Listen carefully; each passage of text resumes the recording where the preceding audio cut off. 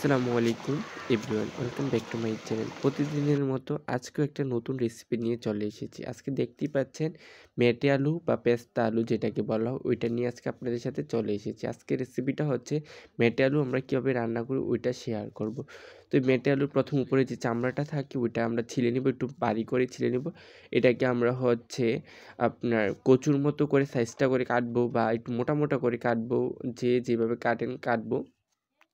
এই কাঁটাটা দেখতেই পাচ্ছেন। আর এই মেটে আলুর একটা বৈশিষ্ট্য হচ্ছে কি, এই আলুটা হচ্ছে আপনার মাটির উপরেও ধরে, মাটির নিচেও ধরে। এই আমরা নিচে যে অংশটা ওইটাই, এটা মাটির উপরেরটা হচ্ছে ছোট ছোট হয়, মানে এটা দুইটাই খাওয়া যায়। এই আলুটা দুই জায়গায় ধরে, মাটির উপরেও ধরে নিচেও ধরে। এটা হচ্ছে লতানো একটা গাছ। যারা দেখছেন তারা তো চিনেন, যারা দেখেন নাই তাদের জন্য বলতেছি। আর এই মেটে আলুতে এক ধরনের একটা কষ থাকে, যে এর যে আঠালো ধরনের, ওই কষটা আমরা ফালানোর জন্য হচ্ছে এখানে মেটে আলুটাকে প্রথমে সিদ্ধ করে নিব।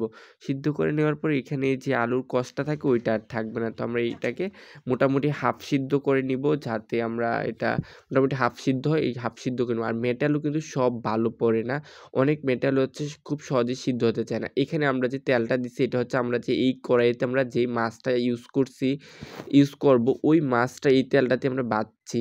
ওই মাছ ভাজার তেলে আমরা পেঁয়াজগুলা দিয়ে দিচ্ছি, এই কারণে এমন দেখা যাচ্ছে। এইখানে আমরা মশলাটা কষানোর জন্য পেঁয়াজটা হালকা করে ভাজার পর একটু পানি দিয়ে দিলাম, যাতে মশলাটা পুড়ে না যায়, এই আর কি আপনার। আর এটা সিম্পলি রান্না। এখানে একটু রসুন বাটা দেব, এই হাফ চামচ পরিমাণ রসুন বাটা, হাফ চামচ পরিমাণ জিরা বাটা, আর স্বাদ মতো লবণ, হলুদের গুঁড়া স্বাদ মতো, মরিচের গুঁড়া ধনিয়ার গুঁড়া স্বাদ মতো, আর মরিচের গুঁড়া স্বাদ মতো দিয়ে দেবো এখানে। দিয়ে এটাকে কিছুক্ষণ কষাবো। মশলাটাকে কষানোর পর আমরা এটাকে এই যে মেটে আলুটাকে সিদ্ধ করে রাখছিলাম ওই আলুটা আমরা এখানে দিয়ে দিব। এই মেটে আলুটা দেখতেই পাচ্ছেন আমরা সিদ্ধ করে নিয়েছি। প্রথমে সিদ্ধ করে নেওয়ার পরে একদমই খাওয়ার উপযুক্ত হয়ে গেছে, খাওয়া যায়, সমস্যা নেই। দিয়ে দিলাম সিদ্ধ করা মেটে আলু। এটাকে একটু কিছুক্ষণ মশলাটার সাথে আমরা এই নেড়ে মিক্সড করে নিব, এই কষাই নিব, ভালো করে ভেজে নিব। আর আপনাদের সাথে আমরা বাসায় যেভাবেই রান্না করি না কেন ওইটাই আমরা শেয়ার করি। একদম যে বড় ব্লগারদের মতো পরিপাটি হয়ে শেয়ার করতে পারতেছি না, দুঃখিত। আপনারা আমাদের ভিডিওটাকে শেয়ার করে দিবেন প্লিজ প্লিজ ভাই, দয়া করে আমার ভিডিওটাকে শেয়ার করে দিবেন। আপনারা শেয়ার করে দিলে আমি অনেক দূর এগিয়ে যেতে পারবো ইনশাল্লাহ। সামনে আরও ভালো ভিডিও দেওয়ার চেষ্টা করব আপনাদের মাঝে। এই যে দেখতে পাচ্ছেন মশলাটা সুন্দর করে কষাই নিছি।